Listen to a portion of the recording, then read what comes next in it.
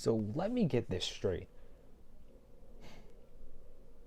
WWE is going out to Saudi Arabia in February, days before Elimination, days after Fastlane. I think after NXT or before NXT Takeover, a day before SmackDown Live. Just hold on, just hold on, just hold on. I'm gonna rewind all the way back to 2017 or 2018, I should say, and give my honest to God opinion on this Saudi Arabian deal that WWE signed 10 years for just a whole bunch of goddamn money.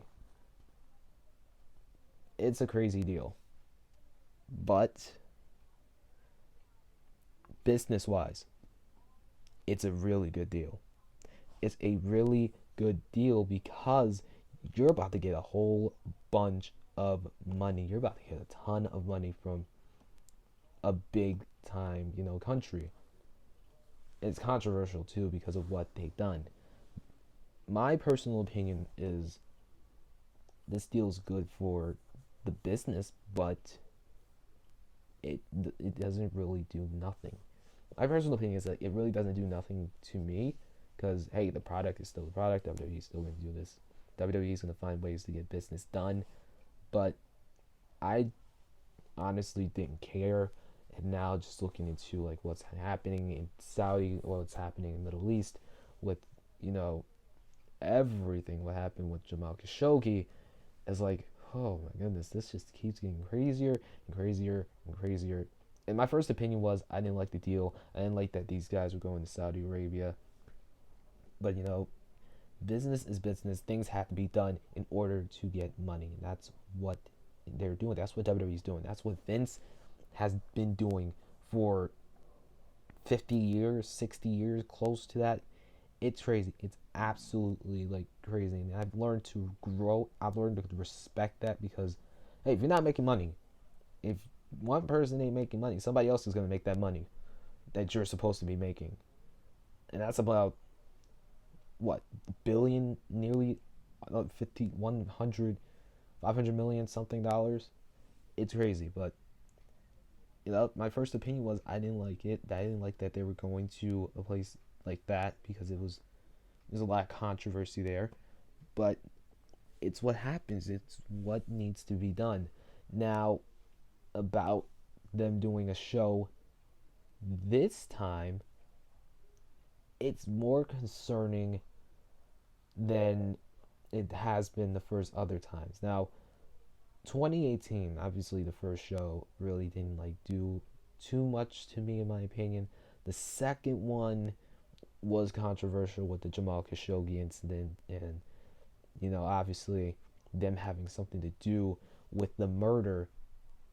I mean, it was shown on the news and WWE still went over there to do their show, which was Crown Jewel. Ooh, what? I'm gonna talk about that later. And then they did another show. It was a Super Showdown. Nothing really happened with that. Just the high excessive heat, the temperature, and then finally Crown Jewel last year. It wasn't really much controversy around that either. This year is not controversy. It's just really much concern because Iran and the United States are tensions. It's a war. It's basically there's so much tension. There's so much boiling.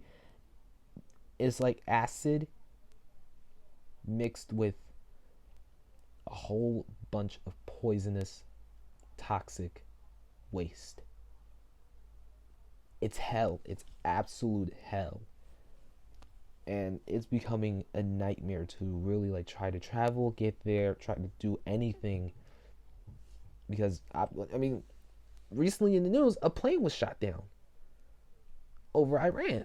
Or over, not in Iran or over Iran, but it was close, and everyone on board passed away. They died. That was recently in the news because Iran launched a missile, and it hit the plane. So, RIP to those people that were in that flight. Or maybe that was I don't know. But this is more concerning because, well, you got these tensions, you got all this stuff going on, And you're seeing now that there's articles going around that there's more superstars refusing to do the show because of this. Forbes released an article saying, and I quote, WWE's returning to Saudi Arabia. Even more superstars are refusing to go. I'm going to put that link in the description if anyone wants to read that story. But it's crazy. It's getting crazy to think that, even with all this going on, there's going to be a show going on in February. There's going to be a show happening in February. You already have 2 pay-per-views in February. And you have Fastlane, I think, the week later, which, well, not Fastlane, Elimination Chamber, which is in my home in Philadelphia. It's a week later. Literally a week later. So I don't get it. I don't really understand why WWE would do this. And in my honest opinion, yes, their talent gets overworked to the core. They get overworked to the goddamn bone, and they need to fix that. They need to find a rest period for their superstars. For the wrestlers. I'm not gonna call them superstars because they're wrestlers. They're people. They're more than just independent contractors, like it was said before. They're more than just those kind of people. They're more than just those kind of workers. They're people. They're really they're innocent people that they're going to do something that they've grown up doing or they trained to do for years to come. But you have to really put in the note that there's a lot of dangers, there's a lot of sacrifices to this, and you see what AEW is doing. They got health care for their superstars and their wrestlers, and the wrestlers get a good amount of pay. In New Japan, they got so many breaks for their superstars as well, along with, or wrestlers, I should say. Damn, I keep calling them superstars. WWE's wrestlers don't get a break. It's like they work constantly. Sure, you see them on the beach. They are out doing whatever they want to do at times, but they're on the road. They have to pay for their own car. They have to pay for a hotel, everything. And that's what John Oliver's described it. And that described it on his show last year before WrestleMania. It's just crazy. It's ridiculously crazy. And then they're doing this. My honest opinion is this. I'm going to keep this short. Well, I haven't kept this short. I'm going to keep it simple and just say, we got to deal with this another 8 more years. With superstars going back and forth from Saudi to the US to other countries over and over again to go to the Saudi show with, these tensions with the US and Iran, all these like dangers and stuff, and the controversy around the kingdom, and also the way they treat women. I don't like that at all because I'm a person that believes in equal rights and also someone that is supportive of the LGBTQ community, LGBTQ plus community. I'm supportive of that heavily. And to think that you could possibly die for that is just ridiculous. I mean, it's really crazy to just do something like that. It's really crazy to think that, a country would basically kill you for being someone that, that person wanted to be. If they wanted to be, they wanted to be bi, they wanted to be gay or lesbian, or be something like that, they would be punished for it. They would be, they possibly die for it, which is crazy. You don't see women, you see women in full body suits every single day, which, I'm not gonna really comment that I'm not gonna comment that too much because, it's just something that I just really can't say. But every person should be expressive with their clothes. That's what I'm gonna say. Every person should be allowed to be expressive with their choice of fashion, with their choice of clothes. And it feels like Saudi Arabia is taking that opportunity from them, from the women, to express themselves in their own skin, in their own clothes as well, because they have to be covered up every single day. I know that's tradition or part of a religious thing that's in the Islamic group as well. Islamic group with if you follow Muslim and stuff, there's like certain times when they have to cover up their full entire body, which is understandable, and I respect that. I honestly respect all religions and all religious beliefs, but I don't follow them myself. I don't respect all of them. Some I just don't understand, and then some that's just really stupid. But you know, in Saudi Arabia, it's like they're not able to express themselves in their own sort of way, in their own fashion. They have to be covered up, and I know they find a way to do that at times, to express themselves in their bodysuits. But there's so many other things that there's so many other ways that there's so many other things that they can do and make another big strive to something. But you know, that's what it is.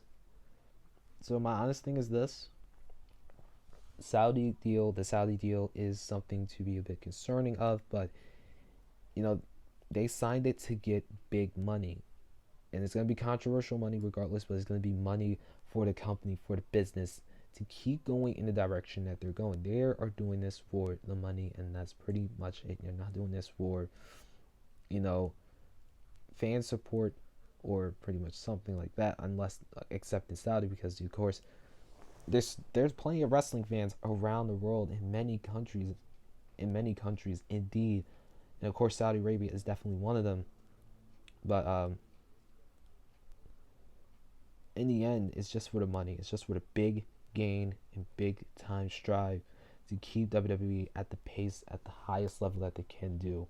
That's what Vince is doing and has been doing for so long. And my honest opinion about this Saudi show coming up, all honesty, I don't think this should happen. I feel like there should be a rest period for the superstars, because for the wrestlers, for the people in the company, because hey, you gotta work February's Fastlane, which is apparently, you got February, you got Fastlane, you got Elimination Chamber, which is the week after, because I'm hearing that it's gonna be on the 27th. That's what I'm hearing, or take place on the 20th, which is 2 weeks before, Elimination Chamber, and WWE has to plan that pay-per-view out ahead with matches, with everything. It's just really crazy. Ooh. It's just really crazy. It's just really, really crazy. I don't really have nothing much else to say about this except, you just gotta deal with it. We gotta accept that the deal is happening. You gotta accept that this is a business. It's nothing more. It's nothing less. They're not doing this for the people, except for the people in Saudi, because they got huge fan support there as well. But that's honestly really got all I gotta say. I know if anybody tries to, say that this isn't for the money, I mean, look at what they're doing. I mean, you look at the deal. How can you not say that that's not for the money? It's for, you gotta see it. It's 10 years for about $500 million US dollars. Close to $500 million, close to $1 billion. WWE is growing and is still growing, even with, diminished fan support since the Attitude Era, since the Ruthless Aggression Era, honestly. Diminished fan support, but they're signing big stars. They're getting these big contracts still, because they're still the ace promotion. They're still the biggest promotion in the world. But that's honestly all I'm gonna say. Honestly, this shouldn't really just be happening. Honestly, it's just something that I got my own opinion on, and that's pretty much what I have. That's really all I have. It's just this opinion. That's pretty much it. So I'm gonna end this here. I think I'm gonna make a video of how WWE should do their pay-per-view schedule. That's what I'm gonna do. That's what I'm really gonna do. Matter of fact, I'm gonna make it now.